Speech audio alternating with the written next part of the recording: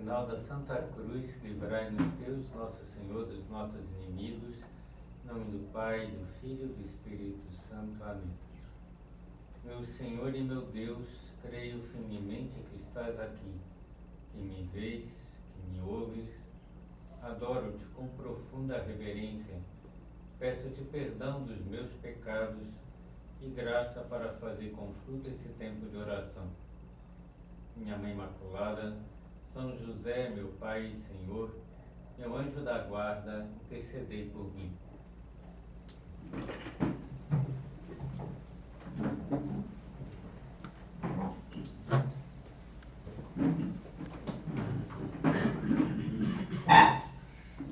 A vinda de uma pessoa importante sempre é preparada com muita antecedência. Por exemplo, uma visita do Papa ao nosso país deve ser bem planejada, com antecipação, pensando aonde ele vai morar, em que casas vai se hospedar, as reuniões que terá, as pessoas que irão acompanhá-lo, as atividades que irá realizar naqueles dias em que estiver conosco.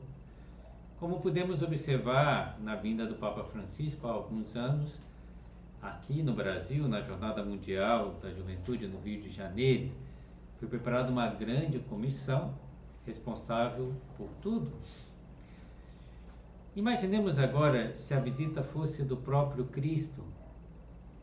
Com que esmero nós prepararíamos essa visita.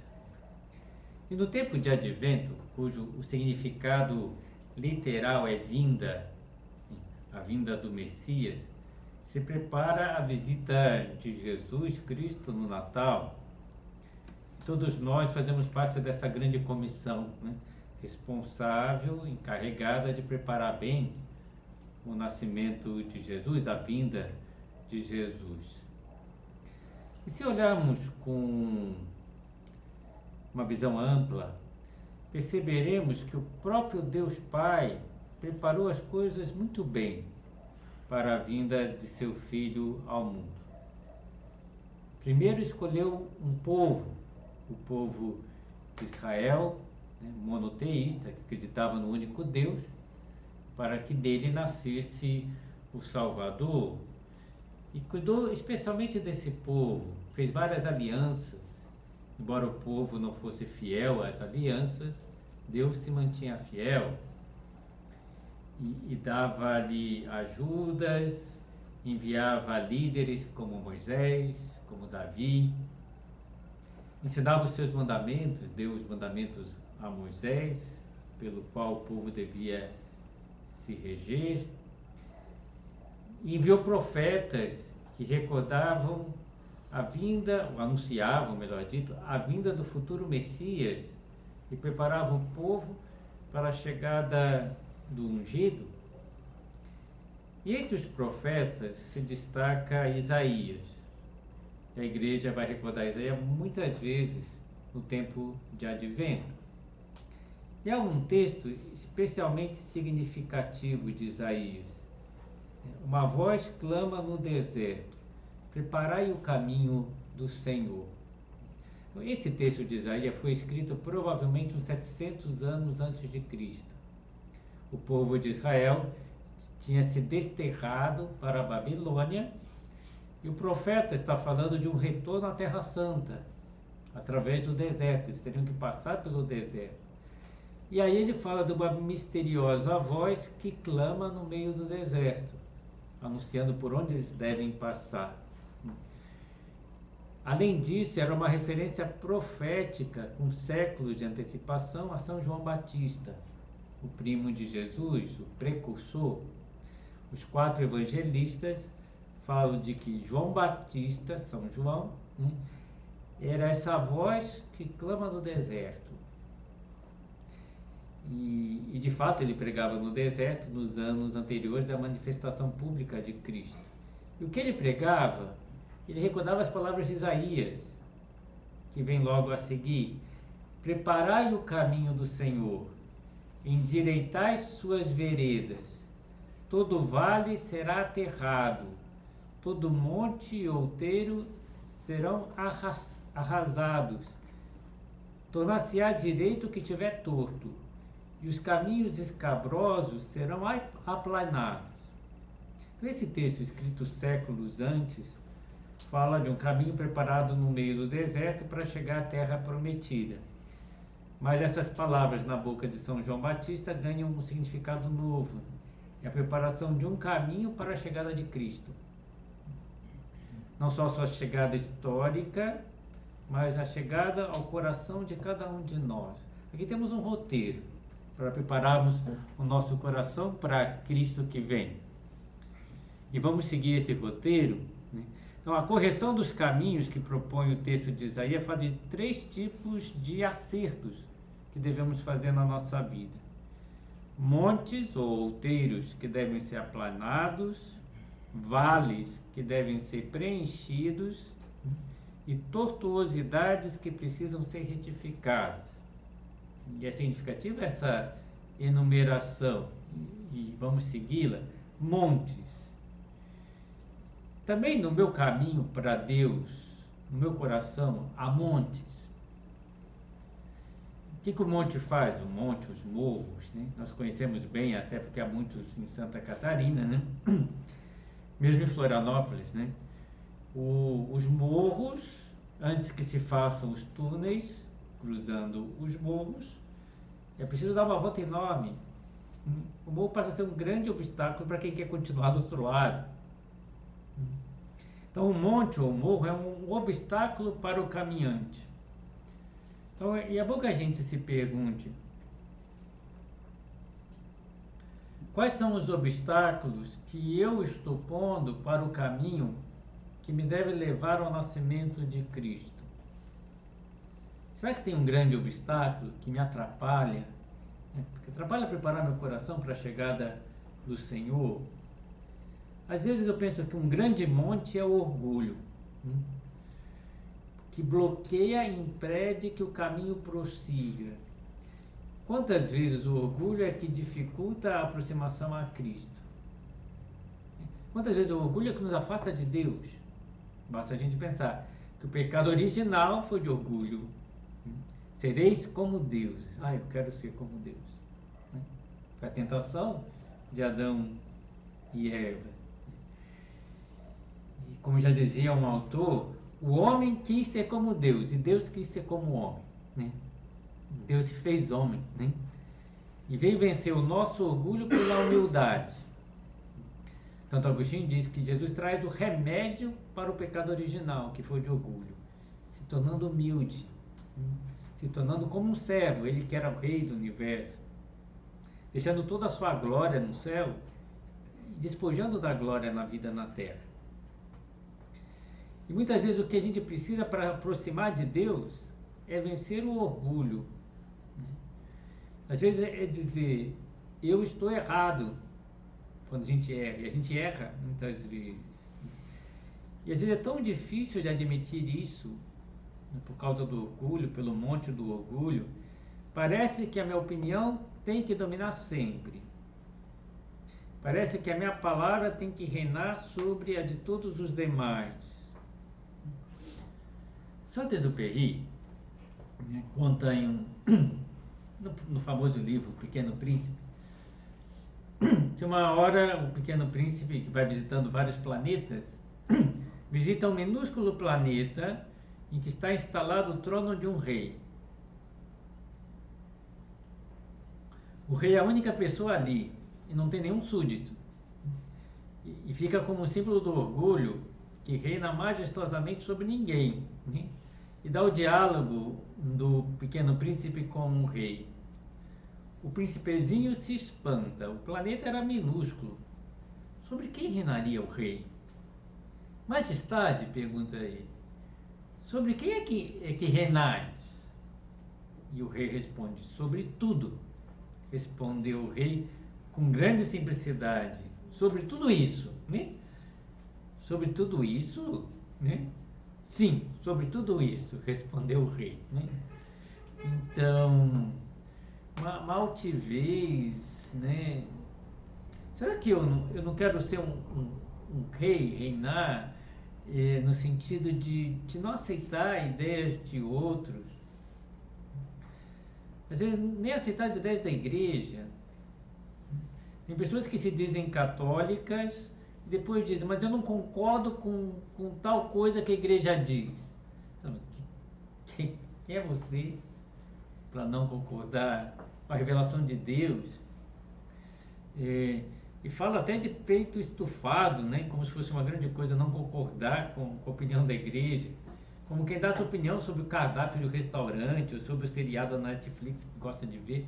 E de repente está falando de coisas de moral, né? E que não entende e não aprofunda. E deveriam ter um pouco mais de humildade, né? Mas se Deus fala isso, eu que devo estar errado, né? Tem muitas pessoas que querem criticar a Bíblia, querem criticar a Deus, em vez de se deixar criticar por Deus. E vários padres santos ensinaram isso durante 20 séculos. Então eu que devo estar errado, né? Ter essa humildade. Uma pessoa que às vezes nem estudou tanto e diz, não, acho que não é assim, acho que não é assim. Eu lembro uma vez um padre que era intelectual conversando com um rapaz, e ele falou assim, eu acho que não é assim. Aí o padre falou, não, mas Jesus ensinou, é assim. Né? E começou a explicar pro rapaz, não, o senhor não entendeu, eu acho que não é assim. Como isso, o importante é o acho, que eu acho, né? Então, aplanar um monte do orgulho. Outro monte que pode nos afastar de Cristo é o apego às coisas da terra. O próprio Jesus, quando adulto, dirá, não poder servir a Deus e as riquezas. Às vezes Deus não pode nascer no nosso coração no Natal porque está cheio de bugigangas, de coisas que não deveriam estar ali, que tiram o espaço de Deus. E Jesus vem mostrar esse remédio também. Nasce extremamente pobre, nasce numa gruta, um lugar mal ventilado, cortejado por animais, colocado numa cocheira. Fala, que pobreza! E Deus quis nascer assim, para mostrar que a gente não precisa de tantas coisas para ser feliz. E às vezes a gente coloca a nossa esperança de felicidade nas coisas materiais. Se não tiver tal coisa, eu não sou feliz. Mas será que precisa ter tantas coisas para ser feliz? São José Maria diz que é necessário um coração enamorado. A gente olha para Maria e José na cena do Natal, eles felicíssimos, não tendo nada, né? Mas tinham Deus com eles. E nada afastava de Deus. Passemos aos vales. É preciso preencher os vales. Se uma estrada de montanha tem que superar um vale profundo, hoje em dia se faz uma ponte. Normalmente é assim que se faz. Mas no tempo de Isaías, de São João Batista, não era assim, né? O que se fazia normalmente era preencher de terra aquela depressão, para poder continuar a estrada por ali, né? Ainda se faz isso, alguns aterros por aí. Mas na época de Isaías era o que se fazia. Eu penso que isso é um símbolo, né? Que é preciso pôr aquilo que falta. Talvez possamos pensar que os vales são as omissões na nossa vida. O que deveríamos fazer e não estamos fazendo. Vazios que precisam ser preenchidos para que haja uma aproximação de Cristo. As omissões podem se dar em tantos campos. Por exemplo, na educação dos filhos. Pode ter uma omissão séria. Muitos pais deixam para a esposa o cuidado da educação. E estão se omitindo, né? Na ajuda aos outros. Nas obrigações para com o próprio Deus. Por exemplo, na vida de oração, pode ter muita omissão. Podemos pensar nessas omissões na oração. Um literato moderno narra a história de um piloto de caça com 20 anos, pilotando na noite de Natal, né? E há uma pane na parte elétrica do avião, né? E ele perde todo o contato de rádio, bússola, etc. sente que provavelmente vai cair no Mar do Norte e morrer congelado lá. Então ele começa a voar em trajetória de triângulos, porque é um procedimento, né, para que a torre envie um outro avião. Quando se faz isso, a torre vai ver que tem um avião voando em triângulo e vai mandar um outro avião, porque sabe que tem uma pane e ele não está conseguindo nem contato com a torre. Então, esse avião é chamado Pastor, né, que vai guiar o outro avião para que ele possa pousar. Então acontece isso com ele começa a voar em triângulo. Então ele está lá esperando que faça alguma coisa, então começa a rezar. Só que aquele homem nunca rezava. Havia muitos anos que eu não rezava de verdade. E não foi fácil retomar o hábito. Senhor, tira-me dessa encrenca danada. Não, não é assim que se fala com Deus, dizia ele. Pai nosso que estás nos céus. Ele já tinha ouvido isso 1000 vezes. E eu ouviria outras 1000 vezes naquela mesma noite. O que é que se diz quando se quer ajuda? Por favor, Deus, fazei que alguém me veja aqui. Por favor, fazei que alguém note que eu estou voando em triângulos. E mande um pastor para me ajudar a fazer um pouso seguro. Ajudai-me, por favor.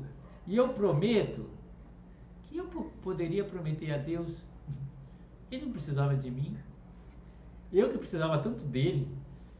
Deixara de tomar conhecimento da sua existência havia tanto tempo. E ele já devia ter esquecido de que eu existia. Assim escreve o autor, né? Claro, Deus nunca esquece que a gente existe. Mas o que chama a atenção, aquele homem nem sabia como rezar. Eu não rezava há tanto tempo que nem sabia o que poderia falar com Deus. Será que a gente não chega a esse nível, né? Mas será que a gente não precisa preencher o vale da falta de oração? Pode faltar oração na nossa vida. Sem oração da manhã, logo ao iniciar o dia, que oferecemos o nosso dia para Deus. Tem gente que diz, eu só rezo à noite. E a gente nem ensina o filho a rezar de dia, né? Algumas crianças estão vindo falar comigo que fala, eu rezo à noite. Eu falei, de dia não? Quando acorda não? Não, meu pai nunca me ensinou. Puxa, então eu vou te ensinar. Aí eu ensino alguma oração para oferecer o dia a Deus. À noite vamos, né, agradecer como foi, né, foi o dia, pedir perdão para as coisas erradas que a gente fez. Mas tem uma oração de oferecimento do dia. Né? Será que eu não ofereço o meu dia a Deus? As coisas que eu vou fazer naquele dia? Pode faltar o agradecimento. Aliás, é muito comum. Pedir a gente não esquece normalmente de pedir. Mas de agradecer, muita gente esquece. E eu lembro um palestrante, né, que queria mostrar que ele tinha um fichário com muitas... Ele falou assim, fala qualquer tema que eu vou mostrar que eu tenho. Eu falei assim, gratidão. E não tinha nenhuma ficha sobre gratidão. Eu chutei qualquer tema, né? Falei, gratidão, não tinha. Ele falou, puxa, tem que completar o meu fichário. Precisa mesmo, né? Mas é significativo que ele não tenha. Ele é um palestrante que fala de tanto tema e não fala de gratidão, né? Tem que ter, né? Porque a gente precisa reconhecer a atuação de Deus na nossa vida. E às vezes o que está faltando para uma pessoa é isso. Às vezes a gente encontra pessoas tão pessimistas.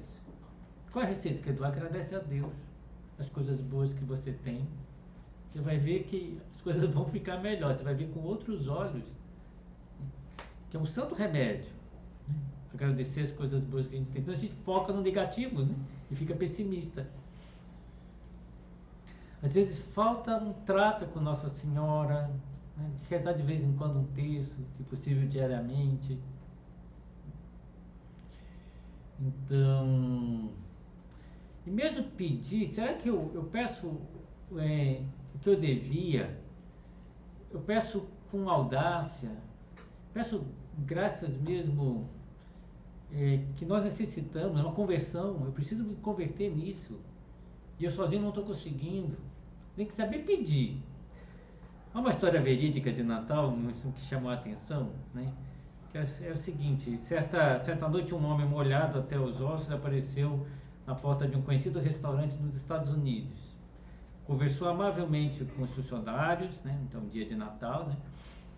Desejou-lhes um Feliz Natal e pediu alguma coisa para comer.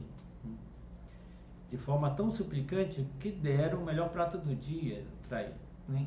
Porque era noite de Natal, todo mundo estava comovido e deram para ele. Ao terminar, o Senhor agradeceu, elogiou a comida e quando se encaminhava para a saída, a moça notou a ponta de um livro que sobressaía do seu bolso esfarrapado. Era o guia dos melhores restaurantes do país. Já que eu vou pedir, então eu vou pedir no melhor restaurante. Aí você sabia pedir.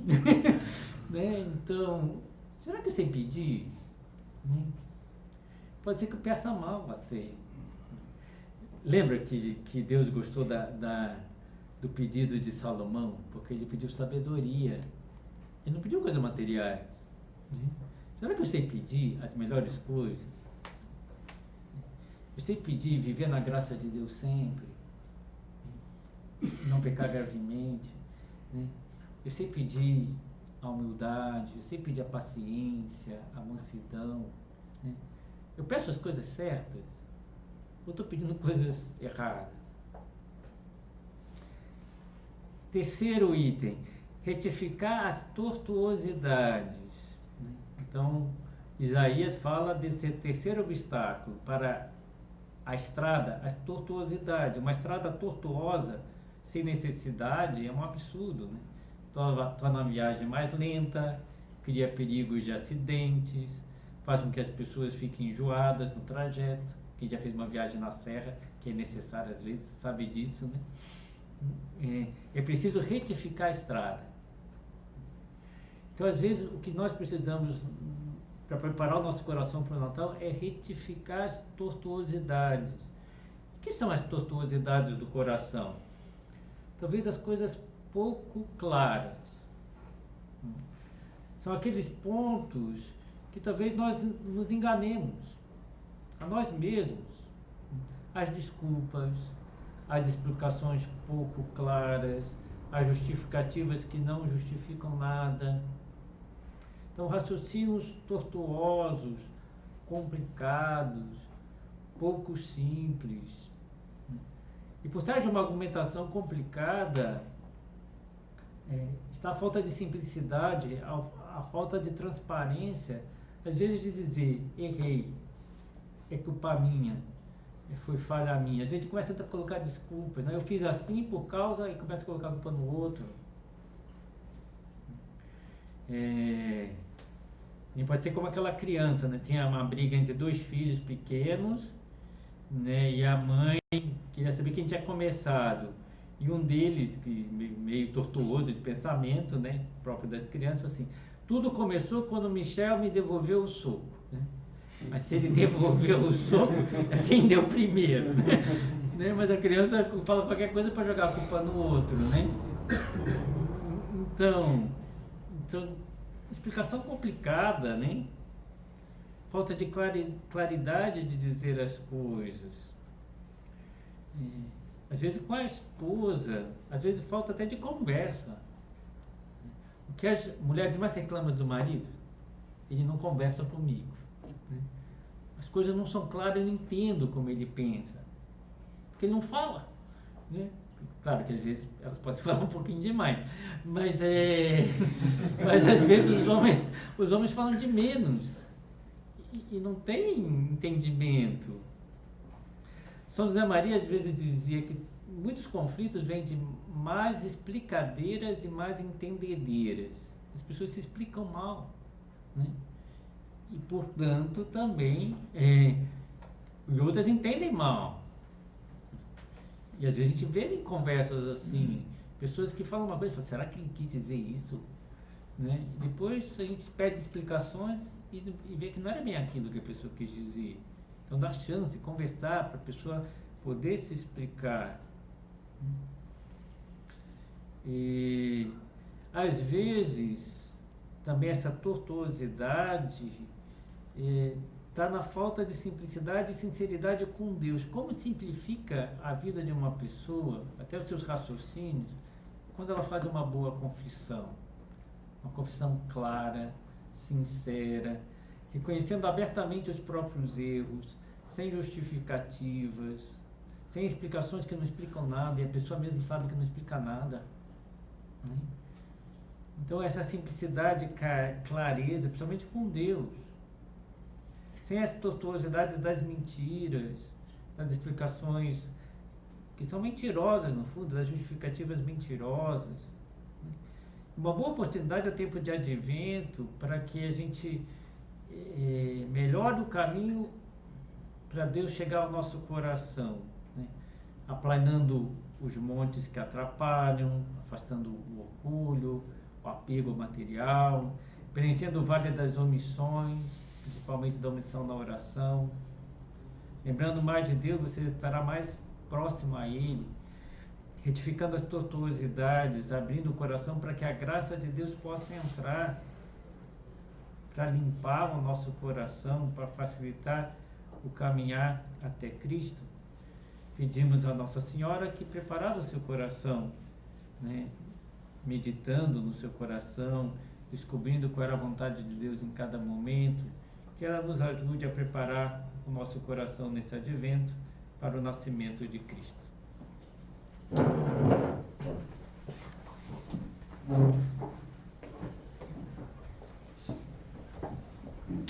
Dou-te graças, meu Deus, pelos bons propósitos, afetos e inspirações que me comunicaste nessa meditação.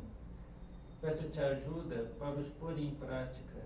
Minha Mãe Imaculada, São José, meu Pai e Senhor, meu anjo da guarda, intercedei por mim. Exame. Ato de presença de Deus.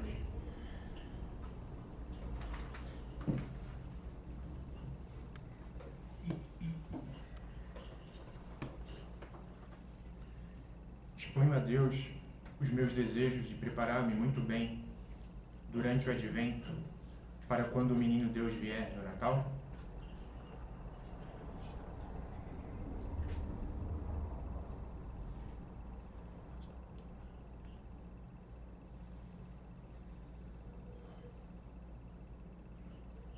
Sinto a urgência de uma nova conversão para que Cristo esteja ainda mais no centro da minha vida.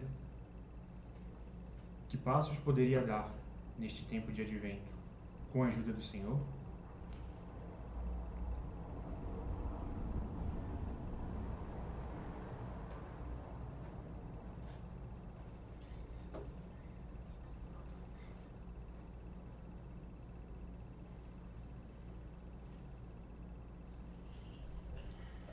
Peço a Nossa Senhora que me ajude a cuidar com delicadeza, de apaixonado, o trato com Deus. Dou prioridade ao longo do dia às minhas práticas de piedade, evitando as pressas.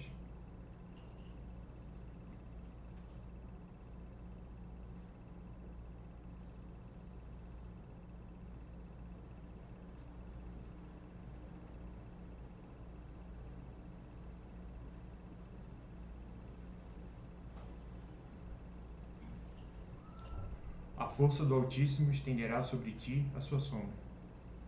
Sou consciente de que o Espírito Santo me acompanha ao longo do dia e sei que me quer dar a sua força e a sua luz para enfrentar as dificuldades.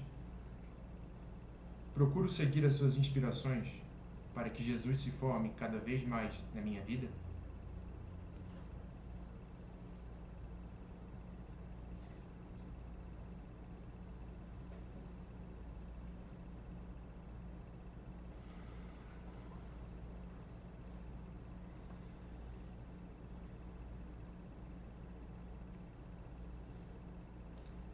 Eis a escrava do Senhor. Faça-se em mim segundo a sua palavra. Inspirado pela vida de Nossa Senhora, procuro modos de servir a Deus e, por amor a Deus, aos outros.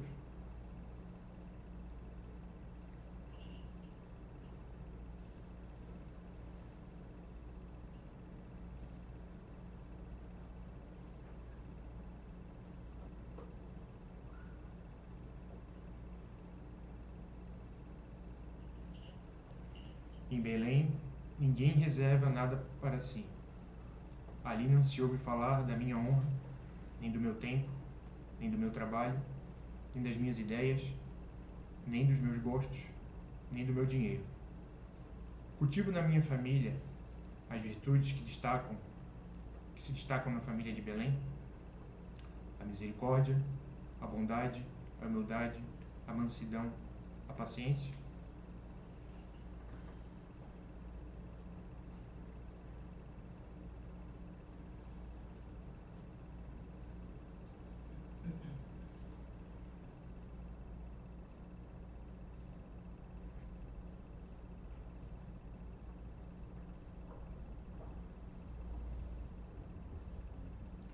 Encontraram Maria e José e o menino deitado na manjedoura. Peço à Sagrada Família que me ajude a fazer crescer o amor e a entrega mútua no meu casamento.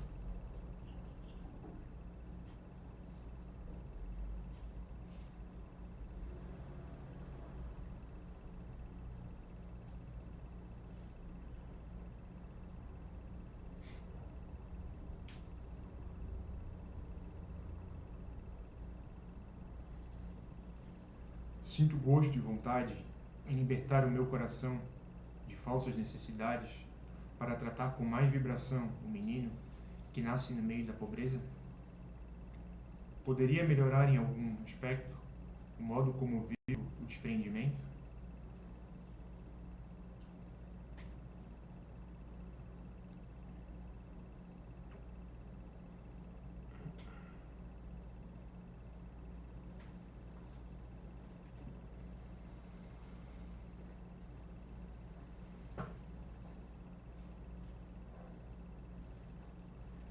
Quando Isabel ouviu a saudação de Maria, o menino saltou-lhe de alegria no seio, e Isabel ficou cheia do Espírito Santo. Como Nossa Senhora, será que poderia levar a alegria da proximidade de Jesus a algum parente ou amigo que talvez esteja à espera de uma visita, de um telefonema, de um pormenor de carinho?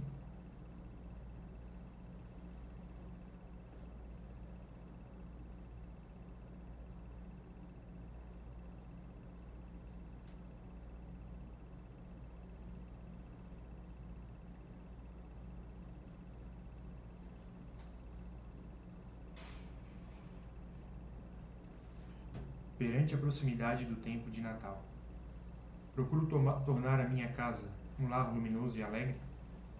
Como poderei tornar mais agradável a vida em família durante esses dias?